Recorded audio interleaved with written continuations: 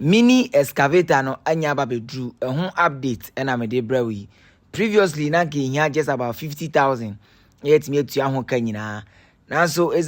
dollar rate and figures no enye constant ni no sisi ayo a balance of 74,620 cedis ene madaroma ene sika mo send my and yetimi akwakotua 14,000 cedis ene outstanding balance aka 60,620 cedis. The job is also supporting and yetimi ekokotua nso a ye access bank account details ena egu video ne so no 1 cedi 2 cedi 3 cedis na yetimi atua ho ka nyina e de awie. According to sheets no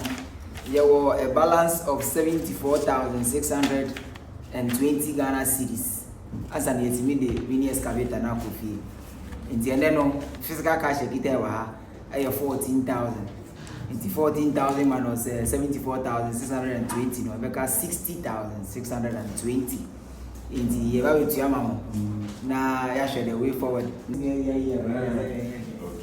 all right, nti ye be share the bit me